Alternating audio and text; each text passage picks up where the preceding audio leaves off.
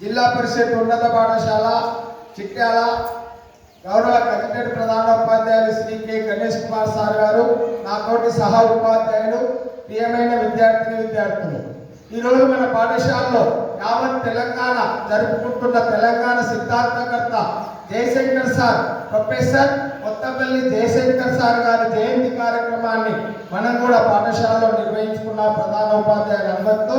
ఇందాక చాలా మంది విద్యార్థులు చక్కటి ఉపన్యాసాలు కూడా జయశంకర్ సార్ మీద నిర్వహించారు.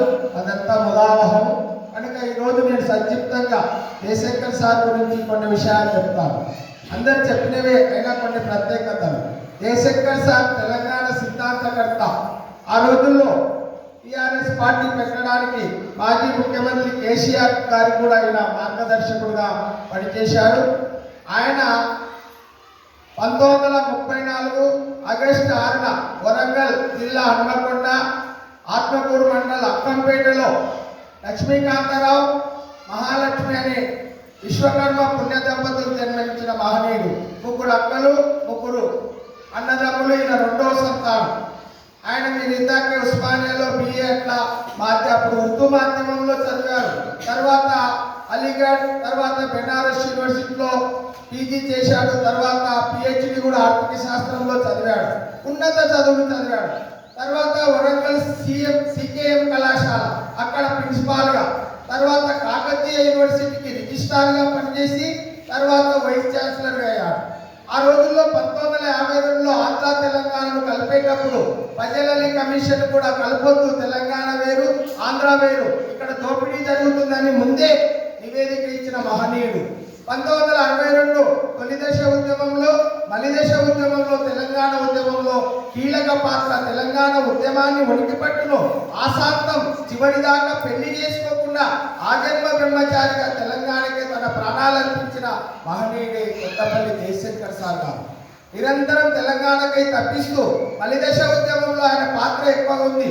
ఏంటి అంటే ఢిల్లీ నుంచి గల్లీ దాకా, అమెరికా దాకా తెలుగు వారికి మన తెలంగాణ ఉద్యమం ఎందుకు, నీళ్లు నిధులు నియామకాలు హైదరాబాద్లో ఆంధ్రలో వచ్చి అన్ని కొట్టుకోబోతున్నారు. ప్రాజెక్టులన్నీ వాళ్ళ వైపు పట్టుకుంటున్నారు, మళ్లించుకుంటున్నారు. నిధులన్నీ వాళ్ళ ప్రాంతంలో అభివృద్ధి చేస్తున్నారు. నియామకాలన్నీ వాళ్ళ వ్యక్తులను నియమిస్తున్నారు. ఈ విధంగా అన్యాయం జరుగుతుందని చాలా పుస్తకాలు, వక్రీకరణలు, వాస్తవాలు, తెలంగాణ రాష్ట్రం ఒక డిమాండ్, ఇట్లా పుస్తకాలు రాసింది.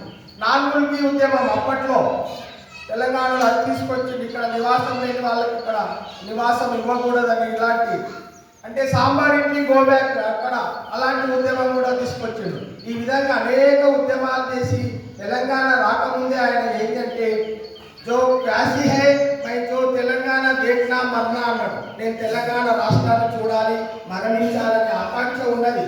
కానీ ఆ మహనీయుడు మరణించాడు ముందే. మేము వనపర్తిలో తెలంగాణ ఉద్యమంలో నేను పనిచేసినప్పుడు వనపర్తి పాలిటెక్నిక్ లో వచ్చిండు సార్. చివరి దశలో అప్పుడు అనారోగ్యంలో కలిశాము మేము. ఆయన ఒక సాత్వికుడు, మేధావి కనుక ఆయన 2011 జూన్ 21న ఒక యుక్త క్యాన్సర్ వ్యాధితో మరణించడం జరిగింది.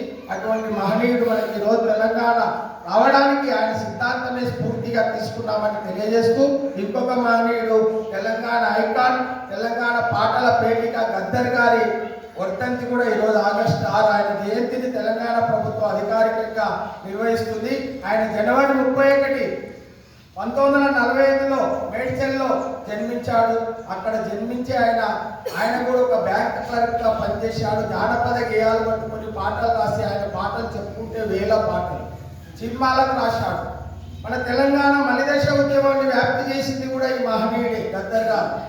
జై బోలో తెలంగాణ, పొడుస్తున్న పొద్దు మీద, అమ్మ తెలంగాణ మా ఆకలి కేకల రాజ్యమా, ఇలాంటి పాటలు రాసి తెలంగాణను చైతన్యపరిచి తెలంగాణ రావడానికి ఆ మహనీయ కృషి కూడా కారణంగా ఉంది. సినిమాలకు కూడా రాసింది. మహబూబి సినిమా ఒకప్పుడు నిజాంను వ్యతిరేకిస్తూ బండెనిక బండి గట్టి అనే పాట ఆయనే ఆడి పాడింది సినిమాలో, నరసింహరావు దర్శకత్వంలో. మీరు చూసింటారు ఒరే ఇచ్చా సినిమా, ఆర్ నారాయణమూర్తి. అందులో ఈయన రాసిన పాట ఉంది. ఏం పాట? నీ పాదం మీద పుట్టుమచ్చని చెల్లెమ్మ అని చెల్లెలి ప్రేమను, ఆ పాట చాలా ప్రసిద్ధము. ఆ పాటకు మల్లె తీగకు పందిరి ఓలి అని మొదల చరణం పల్లవిలు వస్తాయి. ఆ పాటకు నంది అవార్డు వస్తే తిరస్కరించింది. తర్వాత చాలా సినిమాలకైనా పాటలు రాసి కనుక అటువంటి మహనీయుడు కూడా మనకు ఐకాన్ తెలంగాణ సింబల్లో గోచి గొంగలి నిరాడంబరు. ఆయనకు ఒక సూర్యం చంద్రం వెన్నెల అని ఒక కూతురు కూడా ఉంది. ఆయన 2023లో ఆగస్టు 6న మరణించాడు. ఆయన మరణిస్తే హైదరాబాద్ జనసంద్రంతో ఎక్కడి నుంచో నాయకులు మొత్తం ముఖ్యమంత్రి అందరూ ఆయన అంత్యక్రియల్లో పాల్గొన్నారు. కనుక ఇరువురు మహనీయుల స్ఫూర్తితో మనం తెలంగాణ సాధించుకున్నామని తెలియజేస్తూ ముగిస్తుంది.